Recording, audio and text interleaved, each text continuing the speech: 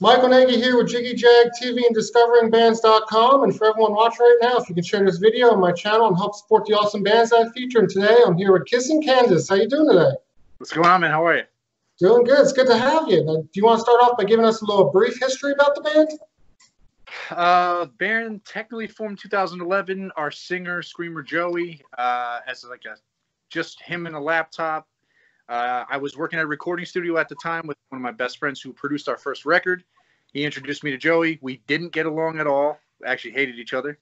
And just from some time from being around him, helping him with his other previous band's record, we started to become friends, and it became an actual band where we recruited other members and whatnot. So, but it originally started off as just a single project. Single-man project. Now, I know you guys are always touring and stuff, and now that you can, how are you guys handling that? Because I know you've played tons of big shows, festivals. Yeah, we tour a lot. Honestly, it hasn't been easy, but I think it sounds bad, but the way that I've been able to cope with it is realizing that, like, nobody can. So it's not like someone's got a leg up or someone's having a good time. Nobody's touring. So even though it sucks, at least, you know, everybody's in the same boat. I've been doing a lot of practicing, you know, learning stuff on my instrument personally, trying to branch out, learn more theory, just kind of stuff that would improve when we go back to touring. So I guess that helps as well. But I know the rest of the guys, you know, some people just have to check out totally because it stresses them out. Some people need to talk about it. I think it just depends on the person. But me personally, I try to involve myself in every aspect of my instrument I possibly can on the downtime. Are you doing any writing? Always writing, bro. Always. I got a hard drive full of stuff, demos. Yeah, always writing. Always. Now, tell us about Ghosted, because it's interesting how it's kind of like a lost single that just got re-released. Correct. So that track, I want to say it was either 2014, 2015, something like that. We had released it. There's some issues with the rights about who had it, who didn't have it.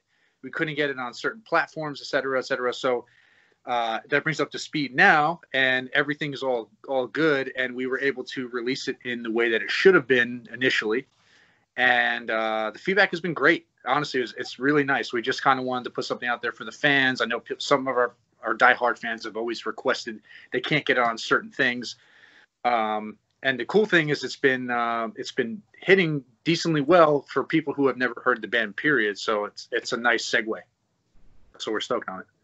Awesome. Do you have any other lost songs like that?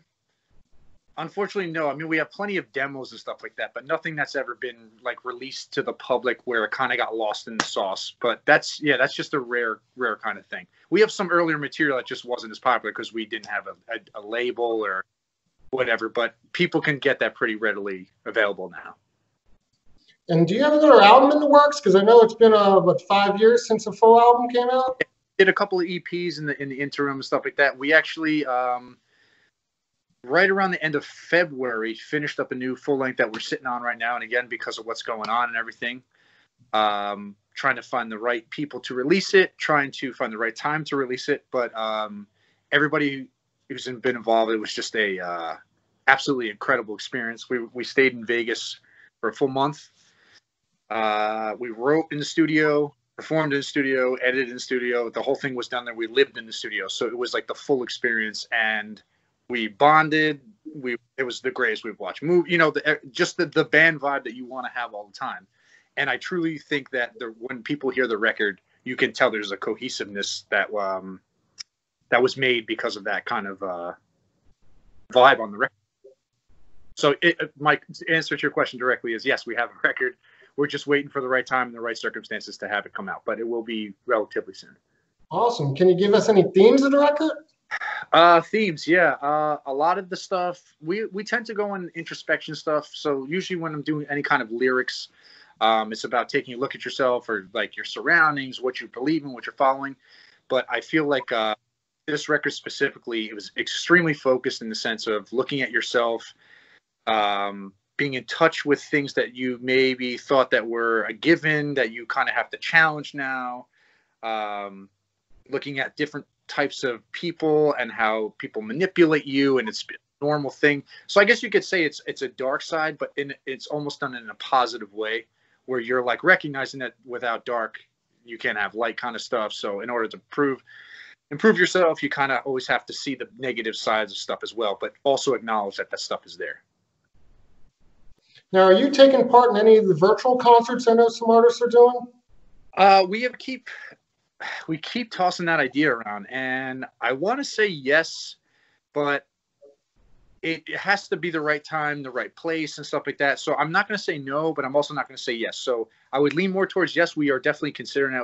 It's been kicked around a bit, but a few things have to be in place as far as like I said, the right place, the right time. We want it to be in the right platform, to have the right people do it. But at the moment, no, we're not. I'm sorry, this is a ramble, but like, yes, let's put it this way. We want to, but at the moment we're not doing it, but it is being considered. Yes. Just basically see how things go, how long this lasts and stuff like that. Exactly. And just for people who are watching, I'm wearing this mask for two reasons. Obviously, we normally wear masks. I did not have my transition thing. I didn't want anybody to see yet because it's not 100% ready. So I figured because of what's going on right now, this is a mask that I could wear and get away with. I'm still covering my face. So there you go. Works out well. There you go. We're good. Now, if people want to find you online, find your music, look you up, how do they do that on social media? Easy. Everything is either at @Kissing_Candice or at Kissing Candice. It's very easy to find. We're on Instagram. We're on Facebook. We're on YouTube, Spotify, you name it. Everything is out there. It's most of the time it's at Kissing_Candice. There's a couple of exceptions where I think it's just /Kissing Candice at Facebook or something similar like that, but it's not hard to find. So all over the social media. Yeah. We're very in tune with that. Now, I want to ask, over the years, doing the band for so long, do you have any memorable experiences you can share for us? Stuff that I can say like over the air, no. No, I'm just kidding. No, definitely. There was definitely, man, it's tough to whittle it down, but I would say when we do a lot of the bigger festivals and stuff like that, and you see people that,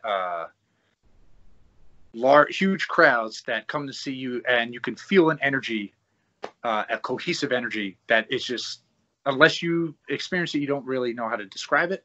But we definitely get that from regular shows and from other things. But me personally, I would just say an experience in general that I like being in the band for such a long time is when we do larger festivals or shows, because the energy that you receive is just the most incredible thing, and I can't describe it. And it's just like the biggest addiction. And I would say most musicians who play music for the right reasons would agree with me on that. Yeah, everybody's missing live music right now. Yeah, and see, here's the thing. I was actually just talking about this the other day. I'm sorry to interject, but the only positive thing I'm trying to think about coming out of the Corona thing and all this crap about it is people are finally recognizing that music is not a passive activity. It's not something you just put on to go to the gym. It's not something you just like, oh, it's on the background. You're starting to see that, like, it's important to go to a show. It's cathartic, right? People have a shitty week. They go there. They let out all their demons. They feel great afterwards. They meet a friend that they never thought they would bond with. So I think more than ever, people are starting to really recognize, like, they're chomping at the bit to get back. And granted, it needs to be at the right time, but still, my point is, it's good in the sense that, like, I think people are recognizing finally after, I don't know how long since the streaming era started, that music is more important than most people lead on to. Definitely. Now, what's going on right now? Is this inspiring some new music from you? Not in the way that it would be directly like, oh, it's because of that. It's just the fact that, like, I have to be, some people take it very seriously. Some people do not. So by design, you're kind of in your house a lot more. I have like a home recording studio. It's nothing insane, but it's enough, to do demos and whatnot. Like I said, I really try to invest my time into my instrument, and like I play drums as well, all kinds of stuff produced. And in a way, just because of what's going on, I've been forced, if that's the right word I want to use here, to sit at my desk and to write stuff, just because, like, okay, well, I'm here. I like doing this, so I might as well do it. And just by the fact that that's happening, I'm doing it. So indirectly, yes. Now, I want to ask, there's a lot of horror elements in the band. So tell us a little bit about the horror movies and stuff that inspires you. We're big horror junkies. Anything macabre is good. We like special effects. Basically anything that's, like I said, macabre or that leans towards that sort of horror aesthetic. We try to incorporate that. there's the two sides of the way that you want to talk about that. It's like, yes, it's a cool aesthetic. Yes, it's a thing used for shock value and shock rock and whatever. But however, there's also like our masks, we always say, are supposed to be representations of our darkest parts of our personality that are supposed to be worn on the outside.